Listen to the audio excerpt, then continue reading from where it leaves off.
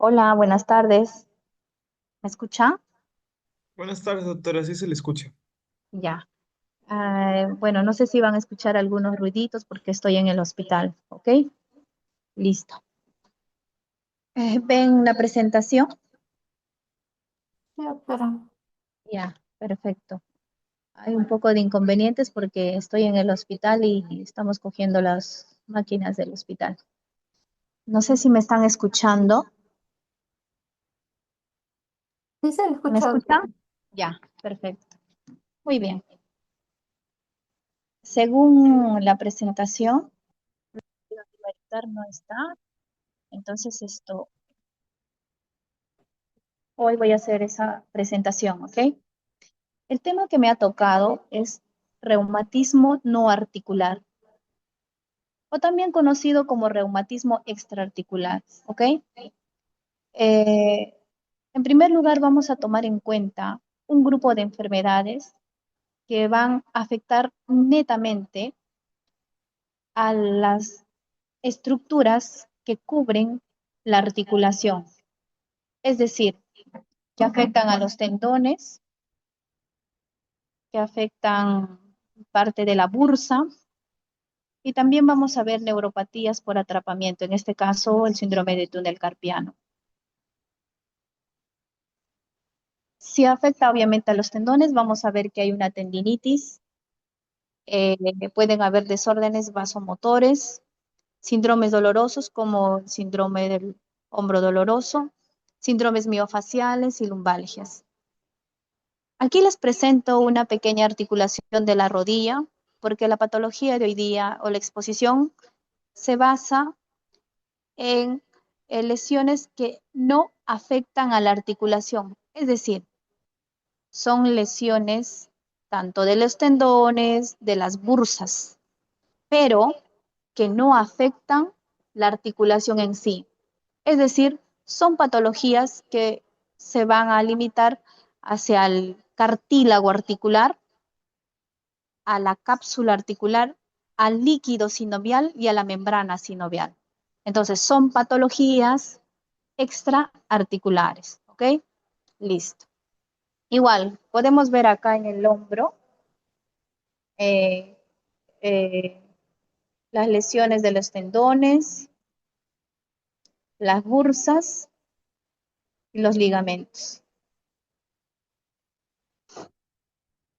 Para hacerlo más práctico, lo vamos a dividir esta patología en lesiones del miembro superior y lesiones del miembro inferior, ¿ok? Eh, Dentro de los síndromes de hombro doloroso, tenemos uno de ellos que es más común, puesto que según las actividades laborales, en orden en frecuencia tenemos a la patología del síndrome del manguito rotador. Bien sabemos que el hombro es una articulación de tipo de artrósica, es decir, los rangos y los movimientos son amplios, que puedan ceder los 180 grados. Tal es así que la patología más frecuente en el hombro es el síndrome del manguito rotador. Respecto a la prevalencia del síndrome manguito rotador, se puede ver entre 5 hasta 30% de la población general. Esto aumenta hasta un 40 o 50% según el grupo etario. Es más frecuente en el sexo masculino que el femenino y el rango de edad está entre 50 y 60 años. El síndrome de manguito rotador básicamente están afectados cuatro tendones, que son el supraespinoso, el infraespinoso, el redondo menor y el subescapular. De todos estos, el tendón que está más afectado es el supraespinoso. Existen factores de riesgo para ellos, uno de ellos es la actividad laboral. Pueden haber algunas variaciones anatómicas, por ejemplo, pueden haber quistes, esclerosis o inclusive una capsulitis adhesiva que vaya a condicionar un factor de riesgo para el síndrome manguito rotador. También las personas que tienen hiperlaxitud, es decir, que son hipermóviles, también tienen una frecuencia con mayor lesiones del manguito rotador. Esta es una gráfica donde podemos observar la bursa. Tenemos los músculos del supraespinoso, el infraespinoso, el subescapular y el redondo menor.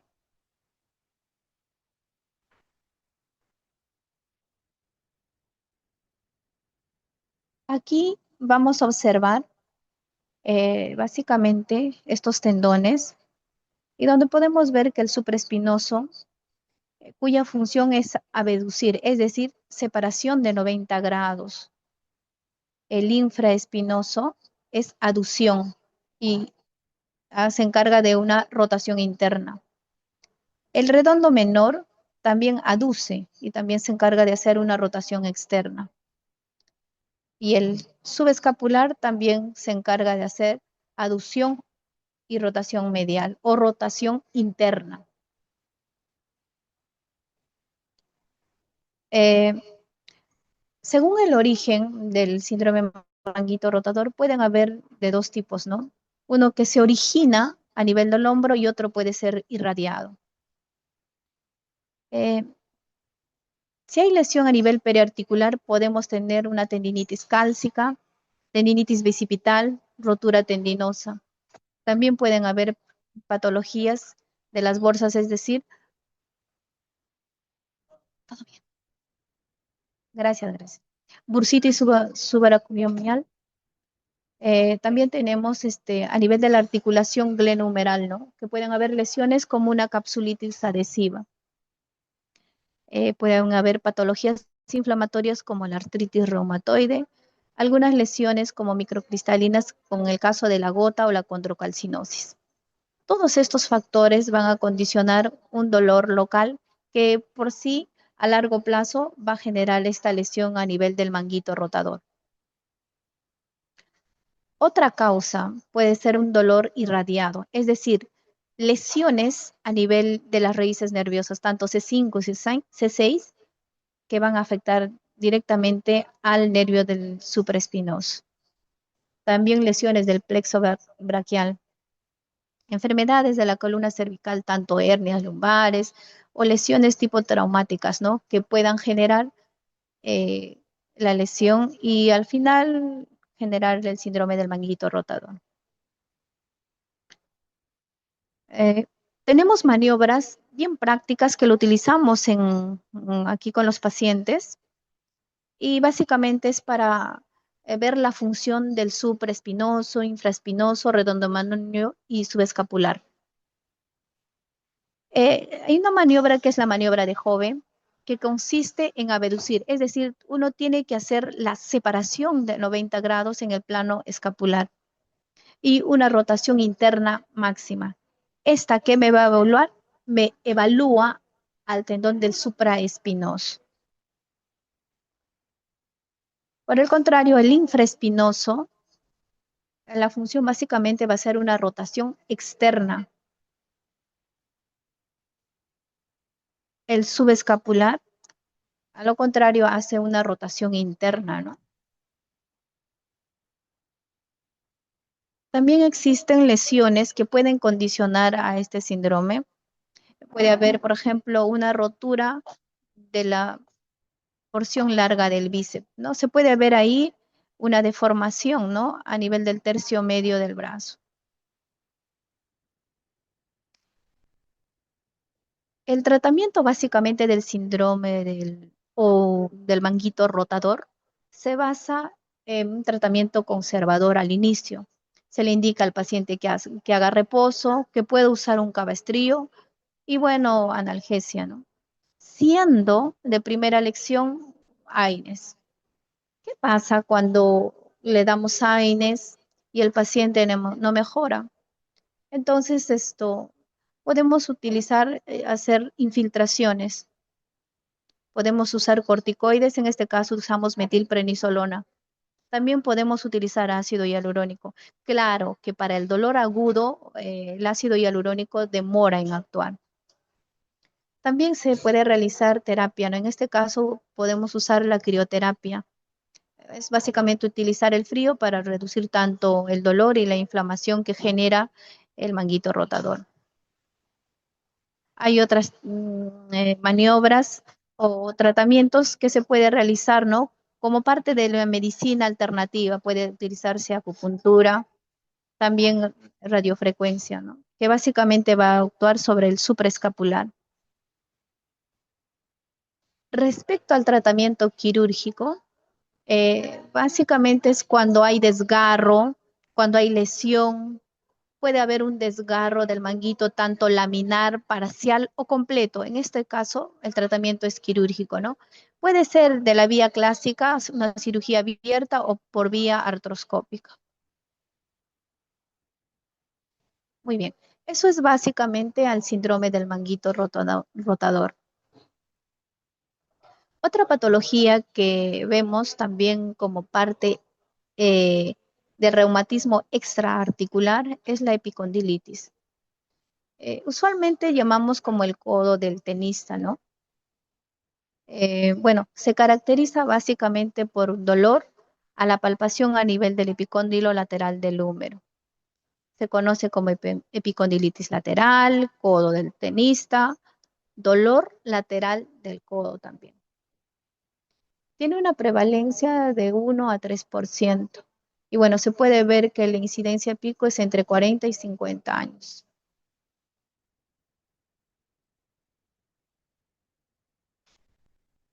Para el diagnóstico es básicamente clínico, es decir, se realiza una presión a nivel del epicóndilo. Y bueno, esto se puede confirmar por una ecografía, ¿no? Que podemos ver una tendinosis a nivel del extensor común del radio.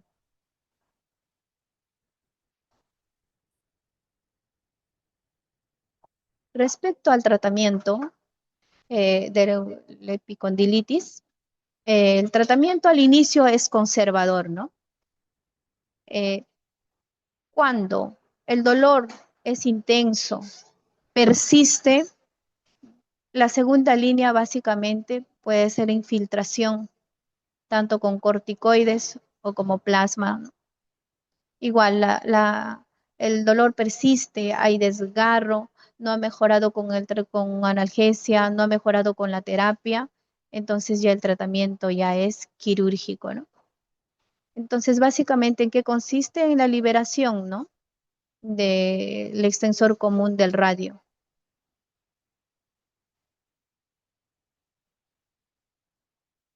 Ahí podemos ver que usualmente lo hacemos acá en la práctica clínica. Lo ideal es una infiltración ecoguiada, ¿no? Para básicamente liberar o bajar el proceso inflamatorio que está a nivel del epicóndilo.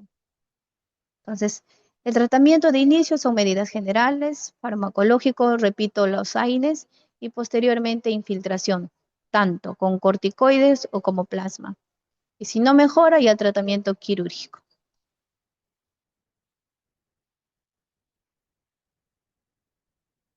Otra patología del reumatismo extraarticular es el síndrome de túnel del carpo. ¿En qué consiste el síndrome de túnel carpiano? Básicamente es la compresión del nervio mediano. Entonces, ¿qué es lo que genera? Va a generar un dolor, parestesias, hormigueos, pero básicamente que va a afectar a la inervación del nervio mediano, es decir, a los 4 primeros dedos. Existen maniobras para el diagnóstico del túnel carpiano. Para ello, las maniobras son las de Tinel y Fall. Esas maniobras pueden ser corroboradas por un examen que es la electroneurografía y también por un estudio de imágenes que es una ecografía. Las causas principalmente del síndrome de túnel carpiano son algunos traumatismos repetitivos, personas con actividades laborales que realizan movimientos repetitivos. También se podría estar asociado a algunas artritis de tipo artritis reumatoide, lupus, aunque está bastante alejado, ¿no? Podemos ver algunas endocrinopatías, que podrían asociarse también a este dolor neuropático, diabetes, hipotiroidismo, acromegalia. Es así cuando un paciente viene a la consulta y refiere un dolor tipo neuropático a nivel esto de la muñeca. Le pedimos al inicio exámenes de laboratorio, ¿no? Que me podrían sustentar un dolor neuropático. Como les mencionaba, para ver esa compresión o ese atrapamiento del nervio mediano, el diagnóstico básicamente va a ser clínico y apoyado por un examen que es una electroneurografía. Hay una maniobra muy común que es la maniobra de Fale. ¿En qué consiste? La maniobra de Fale consiste en una flexión palmar que llega a 90 grados. Es decir, esa maniobra va a permitir que hay un atrapamiento forzado del nervio mediano. Y como podemos ver ahí en la imagen, permite esta flexión un aproximado de 1 minuto. Es positivo cuando el paciente refiere hormigueo, parestesias. Por otra parte, el signo del TINEL consiste en percutir. Utilizas el martillo y justo a nivel de la muñeca percutes y también el paciente va a referir una sensación de una descarga eléctrica, ¿no? Y al final que se corrobora como un adormecimiento.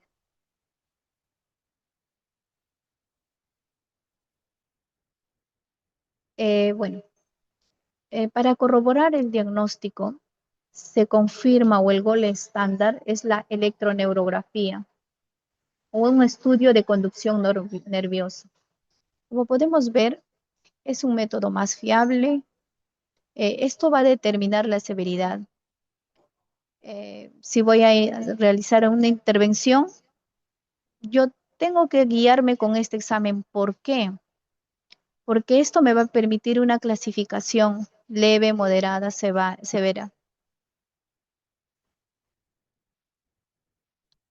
Hay un estudio que realiza una correlación básicamente entre el signo del TINEL, FALEN y el estudio de conducción nerviosa mediante la electroneurografía.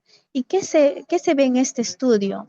En este estudio, eh, pacientes con síndrome de túnel carpiano confirmado, solo 47% tuvieron FALEN positivo y 37% tuvieron TINEL positivo. ¿Qué quiere decir con eso? Quiere decir que hay pacientes que tienen síndrome de túnel carpiano, pero en el examen físico, es decir, en la maniobra de Tillen y Fallen es negativo. Por lo tanto, este examen de la electroneurografía o el estudio de conducción nerviosa es el gol estándar. Ah, Ya, entonces yo me voy a encargar. Voy a buscarle.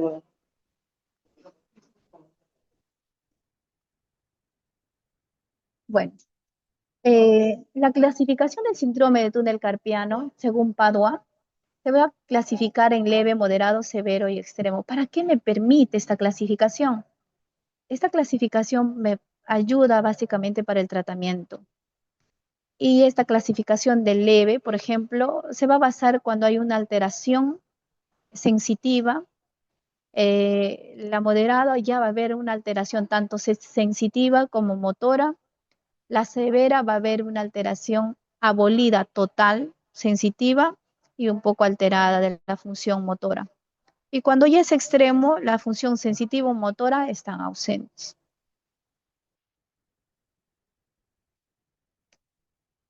De acuerdo a esta severidad, en el grado leve, por ejemplo, el tratamiento es conservador.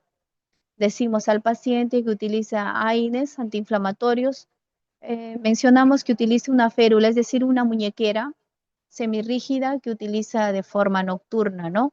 Es más, que podría utilizar en el día cuando va a hacer algún movimiento repetitivo. También nos puede ayudar bastante la terapia, ¿no? Cuando es caso leve. En el caso de ser moderado, es decir, hay un compromiso sensitivo y motor, también puede funcionar las medidas conservadoras, pero ya utilizamos aquí ya la infiltración con corticoide. ¿Qué va a hacer el corticoide? Va a permitir a desinflamar lo que es en este caso el arco, ¿no? El arco del túnel carpiano. Cuando es severo, entonces, ¿qué va? Básicamente vamos a guiarnos por la cirugía, ¿no? Entonces, ¿qué va a hacer? Como podemos ver ahí en la imagen, va a liberar la parte del túnel carpiano de tal manera que el nervio mediado está libre. Y bueno, cuando es extremo, ya de inmediato tiene que ser una cirugía. ¿Cómo se presenta un paciente cuando tiene un síndrome de túnel carpiano extremo? El paciente coge un objeto y no solo pierde la fuerza, la sensibilidad, de tal manera que puede estar segundos, coge un objeto y se le cae, ¿no? ¿Por qué? Porque ya ha perdido, está abolido tanto la función sensitiva como motor.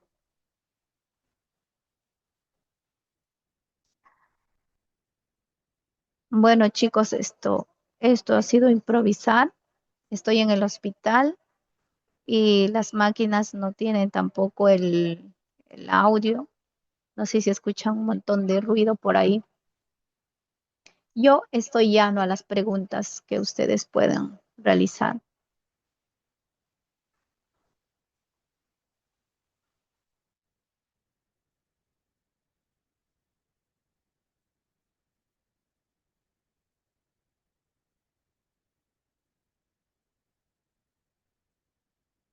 Hola, ¿alguna pregunta, chicos?